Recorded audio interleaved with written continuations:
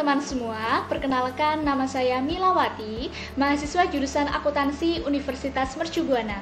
Untuk memenuhi tugas besar 2 mata kuliah Statistika Bisnis, maka di sini saya akan melakukan uji asumsi klasik pada data sekunder dengan menggunakan SPSS. Yang pertama, kita akan menyusun tabulasi data sekundernya terlebih dahulu dengan menggunakan Microsoft Excel. Nah, dari data yang sudah saya download dari Google Scholar, saya mendapatkan jurnal mengenai data sekundernya. Saya memperoleh data sekunder ini dari jurnal dengan judul Pengaruh Pendidikan, Kesehatan, dan Pendapatan Per Kapita terhadap jumlah penduduk miskin di Kota Padang. Dari jurnal ini, kita mendapat data perkembangan jumlah penduduk miskin, angka melek huruf, angka harapan hidup, dan PDRB per kapita Kota Padang dari tahun 1998 sampai 2012 yang bersumber dari BPS Sumatera Barat 1998 sampai 2012. Data ini sudah dipublikasikan oleh instansi pemerintah, yaitu berasal dari Badan Pusat Statistik atau BPS Sumatera Barat. Datanya adalah sebagai berikut, kemudian data ini akan kita input ke dalam Microsoft Excel.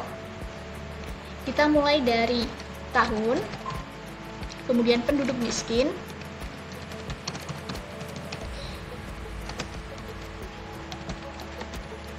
kemudian angka melek huruf,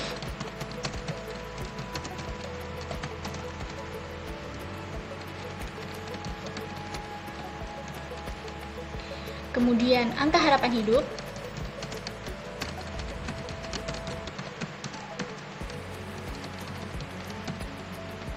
kemudian PDRB per kapita.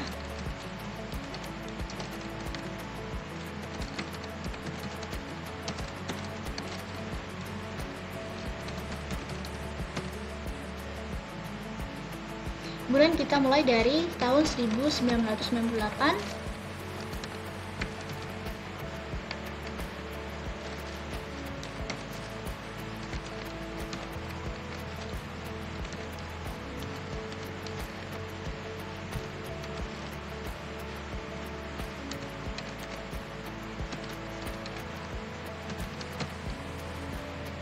kemudian tahun 1999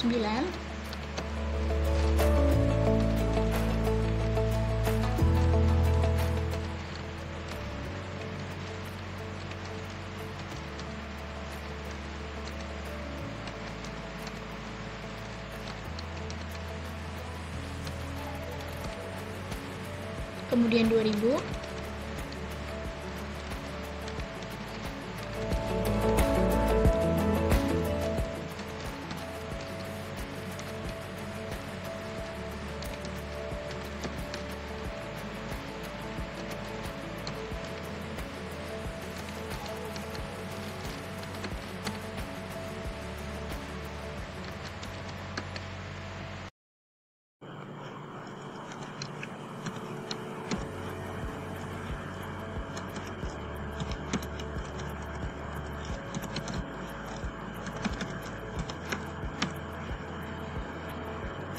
Nah, setelah selesai kita menginput datanya ke dalam Microsoft Excel, maka tahap selanjutnya kita akan menginput datanya ke dalam SPSS.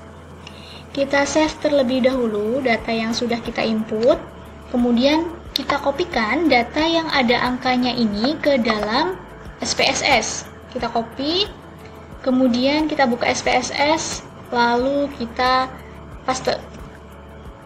Nah, tampilannya akan menjadi seperti ini.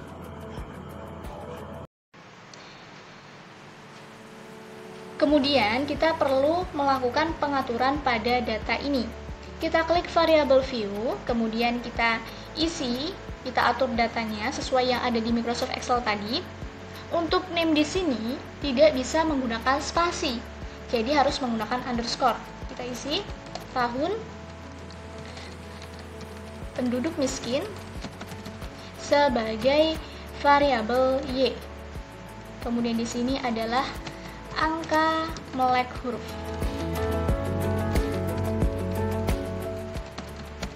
Sebagai variabel X1. Kemudian di sini angka harapan hidup sebagai variabel X2. Kemudian di sini PDRB per kapita sebagai variabel X3. Kemudian untuk type biarkan saja, width biarkan saja, desimal di sini yang tahun kita isi 0 karena tidak ada desimal. Untuk penduduk miskin juga kita isi 0. Untuk angka melek huruf, angka harapan hidup dan PDRB per kapita biarkan saja karena di sini dia ada desimalnya 2. Kemudian untuk label kita isi tahun, penduduk miskin sebagai variabel Y. Kemudian angka melek huruf sebagai variabel X1. Kemudian angka harapan hidup sebagai variabel X2, kemudian PDRB per kapita sebagai variabel X3. Untuk value biarkan saja, untuk missing biarkan saja, untuk kolom biarkan saja, untuk align biarkan saja. Untuk measure di sini tahun kita isi nominal karena dia berupa nominal. Kemudian penduduk itu kita isi scale. Scale juga angka melek huruf, angka harapan hidup scale juga, dan PDRB per kapita juga scale. Lalu kita klik lagi data view. Nah, tampilannya akan menjadi seperti ini. Ini sudah berubah tampilannya. Kita atur saja agar sesuai.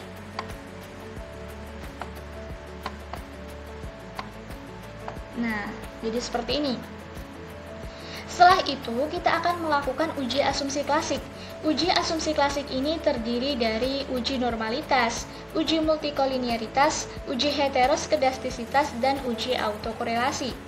Pengujian asumsi klasik ini dilakukan untuk mengetahui kondisi data yang ada agar dapat menentukan model analisis yang tepat.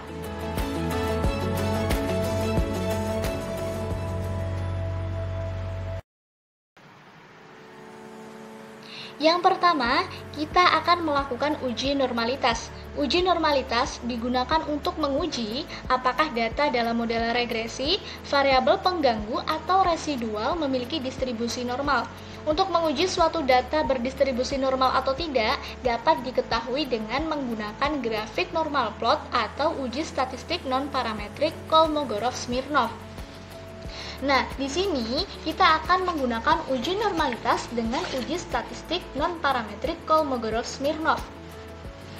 Nah, di dalam uji statistik non-parametrik Kolmogorov-Smirnov ini terdapat dua hipotesis, yaitu jika nilai asintotik signifikansi tutilnya lebih besar dari 0,05, maka dapat dikatakan bahwa data berdistribusi normal.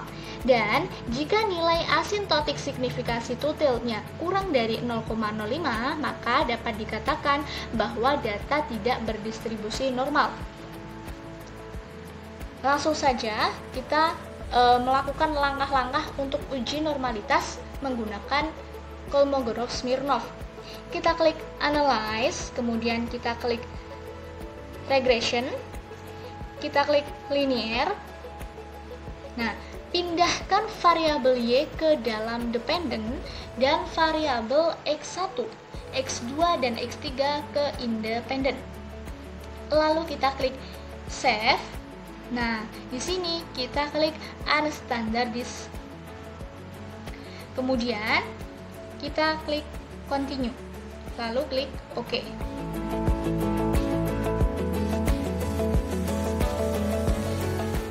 Ini kita abaikan saja untuk outputnya. Nah, di sini akan muncul variabel baru dengan nama residual 1 atau res1. Kemudian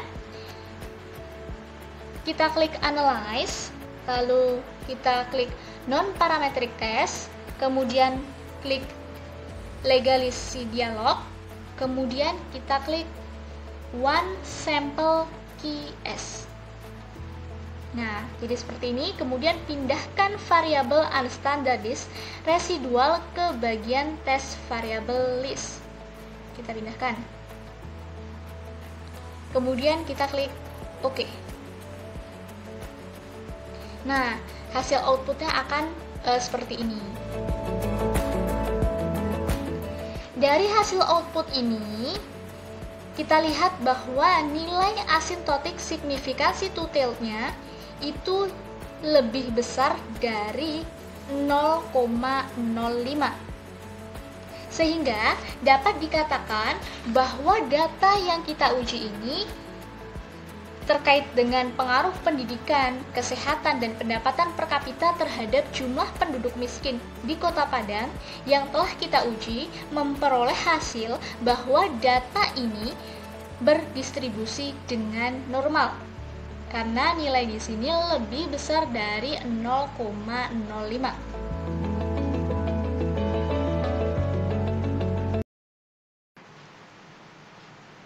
Kemudian yang kedua, kita akan melakukan uji heteroskedastisitas.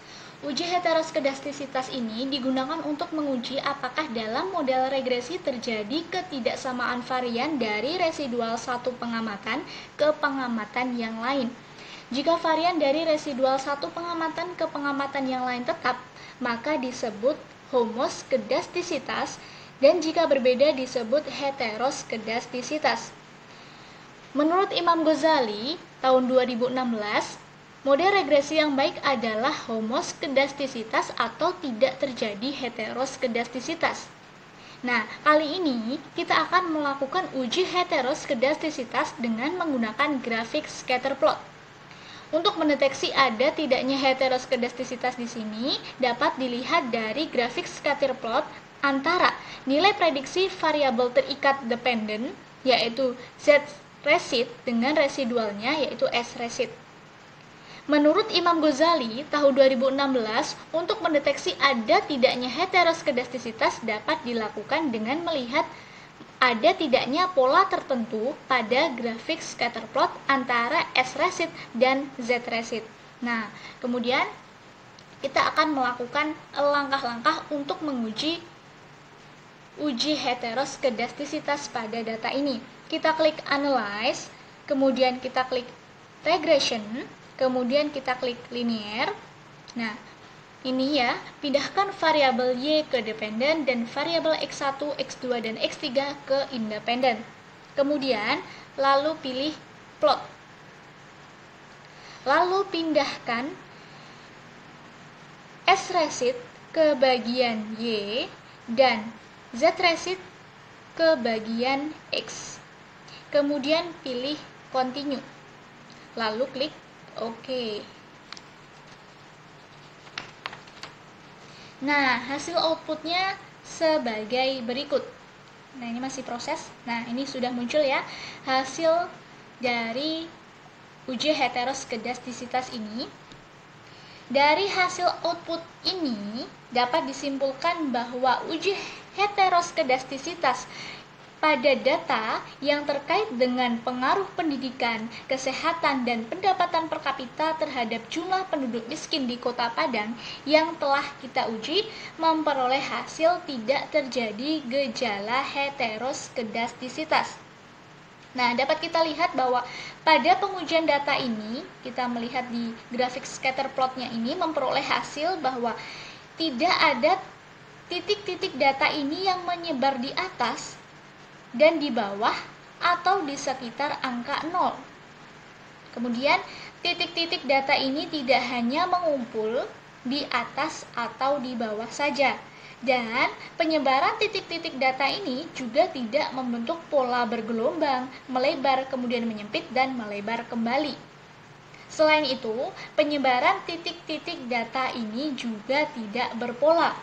Nah, dari hasil ini maka dapat dikatakan bahwa data yang kita uji, yaitu data yang berkaitan dengan pengaruh pendidikan, kesehatan, pendapatan per kapita terhadap jumlah penduduk miskin di Kota Padang, memiliki model regresi yang baik atau disebut dengan homoskedastisitas, dan data ini tidak terjadi gejala heteroskedastisitas.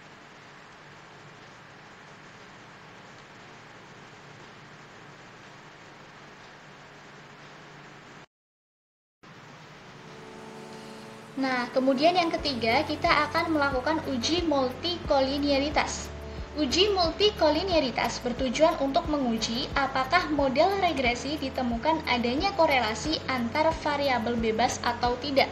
Nah, menurut Kuncoro tahun 2001 menyatakan bahwa uji multikolinearitas itu adalah suatu hubungan linier yang sempurna antara beberapa atau semua variabel bebas. Jika terjadi korelasi yang tinggi, maka hal ini dinamakan terdapat masalah multikolinearitas. Model regresi yang baik seharusnya tidak terjadi korelasi di antara variabel independen. Nah, di sini ada beberapa metode uji multikolinearitas, yaitu yang pertama bisa menggunakan R-square dan nilai T statistik, yang kedua bisa menggunakan pairwise correlation, yang ketiga bisa menggunakan eigenvalue dan condition index, yang keempat bisa menggunakan korelasi parsial, yang kelima bisa menggunakan tolerance dan FIF. Yang keenam bisa menggunakan regresi auxiliary. Nah, untuk yang pertama, kita akan mencoba melakukan uji multikolinearitas ini dengan menggunakan metode pengujian tolerance value atau variance inflation factor atau FIF. Dan metode pengujian tolerance value atau FIF ini yaitu apabila model regresi yang baik seharusnya tidak terjadi korelasi di antara variabel independen.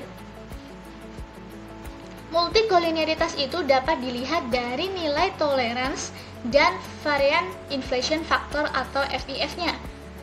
Menurut Imam Ghazali tahun 2016, tolerance mengukur variabilitas variabel independen yang terpilih dan tidak dijelaskan oleh variabel independen lainnya. Jadi, sebuah data itu dikatakan terdapat gejala multikolinearitas atau tidak, itu dilihat dari nilai tolerans dan nilai FIF-nya. Jika nilai toleransinya itu kurang dari 0,1, maka dikatakan data tersebut terjadi gejala multikolinearitas. Tetapi, apabila nilai toleransinya itu lebih besar dari 0,1, maka data tersebut tidak terjadi gejala multikolinearitas. Lalu, untuk nilai FIF-nya, apabila nilai FIF-nya itu lebih besar dari 10, maka terjadi gejala multikolinearitas. Tetapi, apabila nilai FIF-nya itu kurang dari 10, maka dikatakan bahwa data tersebut tidak terjadi gejala multikolinearitas. Langsung saja kita melakukan langkah-langkah untuk uji multikolinearitasnya. Kita tetap menggunakan data yang sebelumnya. Kita klik Analyze, kemudian kita klik Regression, kita klik Linear. Nah, di sini pindahkan variabel Y ke dalam dependent, variabel X1, X2, dan X3 ke independent. Kemudian pilih statistik. Nah, ini ya, centra covariance matrix dan collinearity diagnostik serta Durbin-Watson. Kita klik OK. Nah, kita tunggu hasil outputnya. Kita lihat pada tabel covariance. Nah, di sini kita lihat dari hasil output ini dapat disimpulkan bahwa uji multikolinearitas pada data yang terkait pengaruh pendidikan, kesehatan, pendapatan per kapita terhadap jumlah penduduk miskin di Kota Padang dengan metode pengujian tolerance value dan FIF. Dari data yang telah kita uji ini memperoleh hasil bahwa nilai tolerance dan FIF pada angka harapan hidup dan PDRB per kapita terjadi gejala multikolinearitas. Hal ini terlihat bahwa dari angka harapan hidup di X1, X2, di X2 ini nilai toleransinya itu 0,04. Sedangkan data dikatakan tidak terjadi gejala multikolinearitas itu apabila datanya nilai tolerance value-nya itu lebih besar dari 0,1 dan ini kurang dari 0,1, maka dikatakan bahwa angka harapan hidup ini terjadi gejala multikolinearitas. Lalu kita lihat juga di nilai FIF-nya. Suatu data dikatakan tidak terjadi gejala multikolinearitas itu apabila kurang dari 10. Nah, sedangkan Di data ini, angka harapan hidup X2-nya itu nilai FPF-nya lebih besar dari 10. Hal ini menandakan bahwa data ini mengalami gejala multikolinearitas di variabel X2. Lalu kita lihat di variabel X3-nya, nilai tolerance value-nya juga kurang dari 0,1, maka dikatakan bahwa data ini terjadi gejala multikolinearitas. Dan PDRB per kapita untuk nilai FIF-nya juga lebih besar dari 10, yaitu 19,003. Maka dapat dikatakan bahwa data ini juga terjadi gejala multikolinearitas pada variabel X3. Kita lihat juga di angka melek huruf, yaitu variabel X1-nya, kita lihat bahwa nilai toleransinya di sini itu lebih besar dari 0,1 dan nilai FIF-nya itu kurang dari 10, maka dikatakan bahwa angka melek huruf variabel X1 ini tidak terjadi gejala multikolinearitas. Sedangkan untuk variabel X2 dan X3-nya pada data ini itu terjadi gejala multikolinearitas. Lalu bagaimana jika terjadi gejala multikolinearitas ini? Maka kita perlu melakukan pengobatan data atau kita bisa menggunakan metode yang lain. Nah, tadi sudah dijelaskan di awal bahwa uji multikolinearitas ini terdiri dari beberapa metode, yaitu bisa menggunakan R-square dan nilai T statistik, bisa menggunakan pairwise correlation, bisa menggunakan agent value dan condition index, bisa menggunakan korelasi parsial, bisa menggunakan tolerance dan FIF, dan bisa menggunakan regresi auxiliary. Karena kita menggunakan tolerance dan nilai FIF-nya itu pada data ini terjadi gejala multikolinearitas, maka kita akan mencoba menggunakan metode pengujian yang lain. Kali ini kita akan menguji data ini menggunakan metode agent value dan nilai condition index-nya atau CI. Pada uji ini kita diharuskan untuk menghitung nilai agent value dan condition index-nya. Yang mana rumus untuk menghitung pengujian ini yaitu sebagai berikut. Nah, ini sudah saya tuliskan. Ini rumusnya adalah seperti ini. Rumus untuk menghitung metode agent value dan nilai CI, di mana nilai K atau agent value-nya itu sama dengan maksimum agent value dibagi minimum agent value. Dan untuk nilai condition index-nya itu akar maksimum agent value dibagi akar minimum agent value. Nah, langsung saja kita uji data ini menggunakan metode agent value dan nilai CI untuk uji multikolinearitasnya.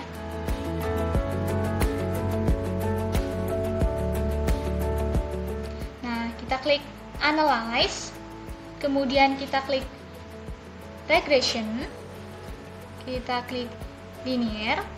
Nah, ini ya, tetap seperti yang tadi, pindahkan variabel Y ke dependen dan variabel X1, X2, dan X3 ke independen. Lalu klik statistik. Lalu aktifkan collinearity diagnostic. Lalu ini covariance matriknya kita hapus saja, sama Durbin Watsonnya kita hapus saja. Kita perlu aktifkan saja hanya estimate, model fit, dan collinearity diagnostic ini. Kita klik continue, lalu oke. Nah, maka hasil outputnya adalah sebagai berikut. Kita lihat pada tabel collinearity diagnostiknya. Di sini, berdasarkan tabel ini, terlihat bahwa nilai agent value maksimum ini sebesar 5,849. Sedangkan nilai agent value-nya yang minimum itu sebesar 0,130, sehingga nilai K dapat dihitung. Nah, ini kita perkecil ya, kita hitung untuk uji multikolinearitasnya menggunakan metode agent value dan nilai CI. Nah, kita perkecil ya, kita hitung. Maksimum agent value adalah 5,849 dibagi dengan nilai minimum agent value-nya, yaitu 0,130. Dari perhitungan nilai K ini memperoleh hasil 44,992. Lalu, untuk nilai CI sendiri, nilai maksimumnya adalah 5,849 dibagi nilai minimum agent value 0,130. Nah, dari nilai CI ini memperoleh hasil 6,70. Nah, sebelumnya sudah saya hitung untuk nilai K dan nilai CI ini dengan nilai maksimumnya adalah 5,849 dan nilai minimumnya 0,130. Untuk nilai K di sini memperoleh hasil 4,992 dan untuk nilai CI itu memperoleh hasil 6,70. Nah, untuk metode ini, jika nilai K lebih besar dari 1000 menunjukkan bahwa adanya gejala multikolinearitas yang sangat kuat. Dan apabila nilai K kurang dari 1000, maka dapat dikatakan bahwa data tidak terjadi gejala multikolinearitas. Nah, dari data ini kita lihat bahwa nilai K di sini itu kurang dari 1000 karena nilai K di sini hanya sebesar 44,992. Jadi dapat dikatakan bahwa data ini tidak terjadi gejala multikolinearitas apabila dilihat dari nilai K atau agent value-nya. Kemudian kita lihat pada nilai condition index-nya. Sebuah data dikatakan terjadi gejala multikolinearitas apabila nilai CI-nya ini lebih besar dari 30. Dan sebaliknya, apabila nilai CI-nya itu kurang dari 30, maka dapat dikatakan bahwa data ini tidak terjadi gejala multikolinearitas. Dari data yang telah kita uji, kita mendapatkan nilai CI-nya itu sebesar 6,70. Hal ini menandakan bahwa data ini tidak terjadi gejala multikolinearitas. Karena nilai CI-nya ini lebih kecil dari 30. Nah, dengan demikian dapat disimpulkan bahwa data terkait pendidikan, kesehatan, dan pendapatan per kapita terhadap jumlah penduduk miskin Kota Padang memperoleh hasil bahwa data ini tidak terjadi gejala multikolinearitas dengan menggunakan uji multikolinearitas dengan metode agent value dan condition index atau CI. Jadi, data ini tidak terjadi gejala multikolinearitas.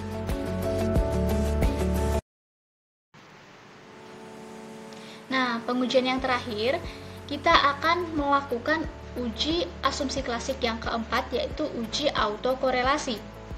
Menurut Imam Ghazali, uji autokorelasi ini bertujuan untuk menguji apakah dalam model regresi linier ada korelasi antara kesalahan pengganggu pada periode T dengan periode T-1 sebelumnya. Jika terjadi korelasi, maka dinamakan problem autokorelasi.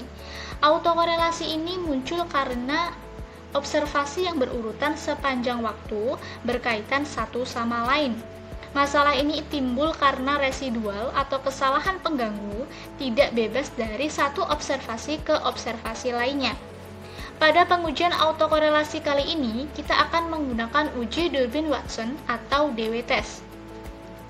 Uji Durbin-Watson itu hanya digunakan untuk autokorelasi tingkat 1 dan mensyaratkan adanya konstanta dalam model regresi dan tidak ada variabel di antara variabel independen. Nah, langsung saja kita ke langkah-langkah untuk melakukan uji autokorelasinya. Tetap menggunakan data yang sebelumnya. Kita klik Analyze, lalu pilih Regression, lalu klik Linear. Lalu sama seperti tadi, pindahkan variabel Y ke dependen dan variabel X1, X2, dan X3 ke independen. Lalu pilih statistik. Nah, kita centang covariance matrix, collinearity diagnostic, dan Durbin-Watson-nya. Kita klik Continue. Lalu klik OK. Nah, ini adalah hasil outputnya. Kita lihat pada tabel model summary-nya. Nah, dari hasil output ini dapat disimpulkan bahwa uji autokorelasi pada data yang terkait dengan pengaruh pendidikan, kesehatan, pendapatan per kapita terhadap jumlah penduduk miskin di Kota Padang dengan metode pengujian menggunakan uji Durbin-Watson atau DW-Test memperoleh hasil sebesar 1,380. Nah, untuk mengetahui apakah dalam model regresi linier ini ada korelasi antara kesalahan pengganggu pada periode T dengan periode T-1 sebelumnya, itu dapat menggunakan perhitungan tabel DW-Test ya. Nah, teman-teman bisa mendownload terlebih dahulu tabel DW-Test-nya. Nah, di sini saya sudah siapkan tabel DW-Test yang sudah saya download. Nih, tabel Durbin-Watson yang sudah saya download. Nah, setelah kita mendownload tabel DW-Test, maka tahap selanjutnya kita perlu melakukan analisis terhadap data ini. Apakah data ini terjadi gejala autokorelasi atau tidak? Cara untuk menentukan kriteria pengujian autokorelasi ini adalah sebagai berikut. Terdeteksi gejala autokorelasi positif apabila nilai DW lebih kecil dari nilai DL, maka dapat dikatakan bahwa data tersebut terdapat gejala autokorelasi positif. Dan jika nilai DW lebih besar daripada nilai DU, maka dapat dikatakan bahwa data tersebut tidak terdapat autokorelasi positif. Dan jika nilai DL kurang dari nilai DW kurang dari nilai DU, maka dapat dikatakan bahwa data tersebut tidak dapat disimpulkan. Dan dasar kedua yang digunakan yaitu terdeteksi autokorelasi negatif jika nilai 4 min DW lebih kecil dari nilai DL, maka dapat dikatakan bahwa data tersebut terdapat autokorelasi negatif. Jika nilai 4 min DW lebih besar daripada nilai DU, maka dapat dikatakan bahwa data tersebut tidak terdapat autokorelasi negatif. Dan jika nilai DL kurang dari nilai 4 min DW kurang dari nilai DU, maka dapat dikatakan bahwa data tersebut tidak dapat disimpulkan. Nah, dari data yang telah kita uji, kita ketahui nilai N-nya itu berapa jumlahnya. Kita lihat nilai N di sini sebesar 15. Kita isi N-nya adalah 15. Dan kita lihat hasil outputnya. K-nya di data kita itu ada 3, yaitu ada variabel X1, X2, dan X3. Kita tulis 3. Untuk DU-nya, kita lihat di tabel DW-Test-nya yang sudah kita download. Dengan nilai N sama dengan 15 dan nilai K sama dengan 3, maka nilai DU-nya itu sebesar 1,7501. Sedangkan untuk nilai DL-nya itu adalah 0,8140. Nah, kita lihat di hasil outputnya lagi bahwa nilai DW-Test data kita memperoleh nilai 1,380. Nah, ini. Nah, berdasarkan dasar yang digunakan, dasar dari sumber Profesor Imam Ghazali, maka dapat disimpulkan bahwa data ini termasuk data yang tidak dapat disimpulkan karena nilai DL itu lebih kecil daripada nilai DW dan nilai DW lebih kecil daripada nilai DU. Nah, dasar yang digunakan adalah ini. Nilai DL lebih kecil daripada nilai DW dan nilai DW lebih kecil daripada nilai DU. Jadi pengujian ini tidak dapat disimpulkan. Atau dapat juga dinyatakan bahwa data ini tidak terjadi kasus autokorelasi. Dan apabila menggunakan sumber dari buku Cindy Santoso, jika nilai DW-nya kecil terletak di antara min 2 dan plus 2, maka dapat disimpulkan bahwa data ini tidak terjadi gejala autokorelasi. Kita lihat di sini bahwa nilai DW-nya itu 1,380 di antara min 2 dan plus 2, sehingga dapat dikatakan bahwa data ini tidak terjadi gejala autokorelasi.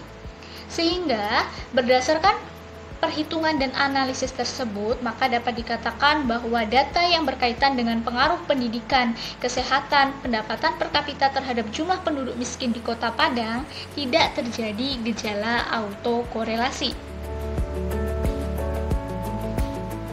Nah, setelah kita melakukan uji asumsi klasik mulai dari uji normalitas, data ini terdistribusi dengan normal, dan uji heteroskedastisitas, data ini terhindar dari gejala heteroskedastisitas, dan ketika melakukan uji multikoliniaritas, data ini juga tidak terjadi gejala multikoliniaritas, dan di uji autokorelasi, data ini juga tidak terjadi autokorelasi.